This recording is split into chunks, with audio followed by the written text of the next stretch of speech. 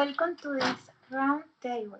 Today we have the honor of having the presence of great thinkers and most influential ideologies of the 20th century that have marked the course of history. My vision is clear. The nation, above all, a strong United States led by a charismatic individual is the only way to achieve greatness. Democracy is a witness, and individually must be subordinate to the common good of the nation. I agree with Fasim to a great extent. However, I will take things on a step further. For me, race is the determining factor. The superiority of the Aryan race is unquestionable. Racial purity is essential to our nation's survival. Your visions are repulsive. You prioritize the nation and race over humanity. My approach is radically different. The working class must unite to overthrow the bourgeois and create a classless society where the means of production are owned by people. Commonens, your ideas are utopian and would lead to chaos. Absolutely equality is impossible, and human nature is inherently competitive. Your bill also ignored the importance of race. Class struggle is secondary to the fight for racial purity. You're both authoritarian and repressive. Your cult of force and violence is what has led the world to two world wars. War is necessary of the survival of the nation, and communism, which is the permanent revolution, only sow more seeds of the conflict. Exactly. War is a tool of purification and expansion. Only the strongest will survive. History has shown that their ideologies are failed and destructive. Fascism and Nazism made genocide and total work. And though communism has had its failures, its ideals of a more just society remains valid.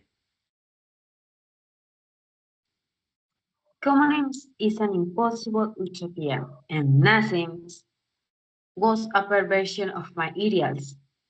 No, Nazis is the logical culmination of national and social Darwinism.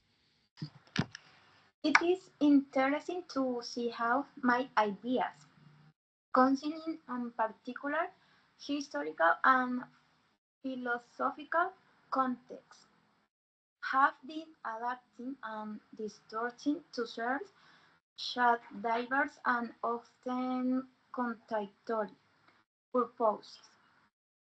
It, it is true that some of the moments have found echoes in my philosophy, especially in my conceptions of the extent as the culmination of history and in my idea of deities.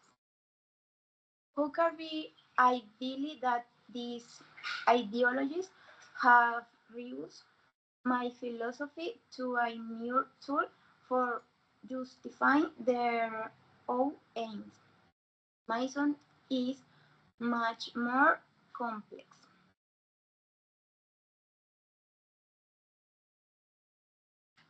I would say to read the philosophers in their historical context and obtain their ideas as recipes for action. Philosophy is a tool for thinking, not for acting. And about all, I would say to them to be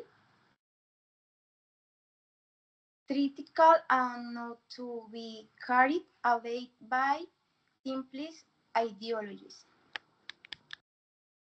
Today, we have the honor of having the presence of key figures and their main opponents.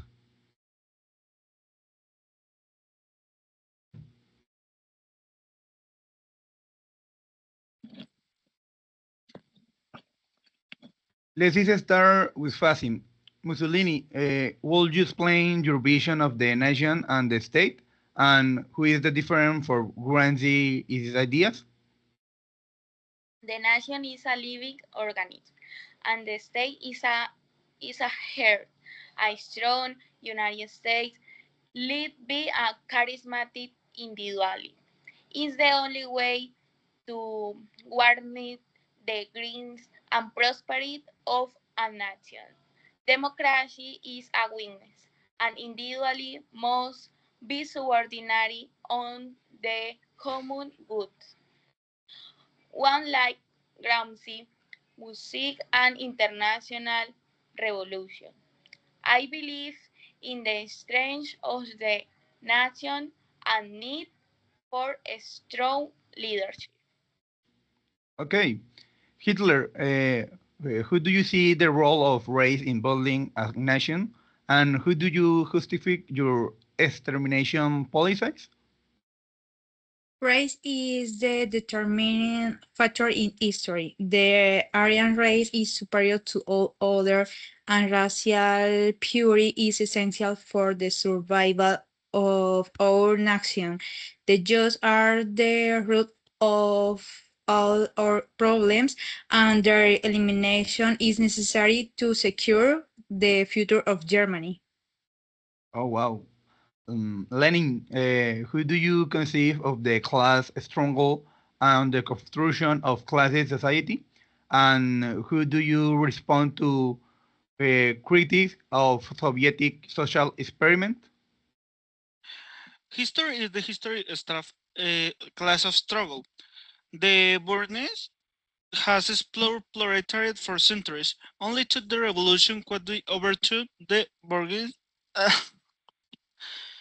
and build a socialist society where means of the products are owned by the people. The social experiments of the Soviet Union were necessary to build a new world, and although there were mistakes, the achievement far outweighed the cost. Okay.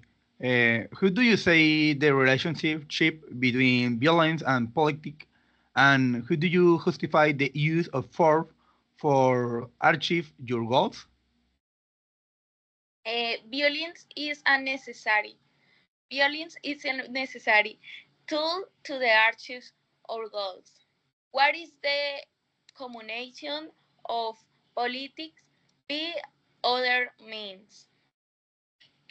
Violence is the law of nature. The weak are eliminated and the strong survive. Revolutionary violence is necessary to break the chains of the oppression. Once power in the hands of the proletariat, violence will no longer be necessary. With this, we conclude our round table. The ideologies we have discussed today have left a deep market on history. It is essential to learn from the mistake of the past to build a fairer and more equality future.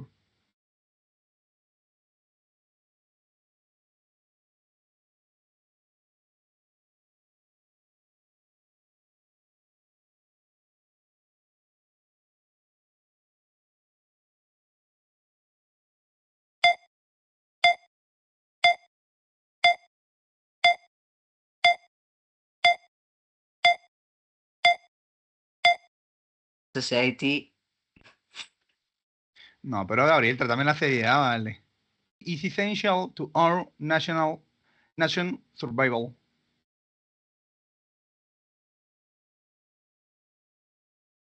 Joder, justo se le cae a Gabriel, estamos serios, vale. No, ya Gabriel la Ya cagaste. Ya la la cagaste, palabra. Gabriel, ya. La cagaste, Gabriel, la cagaste. Ay, pero ¿qué? Si me fue el puto internet justo cuando iba a hablar, marica.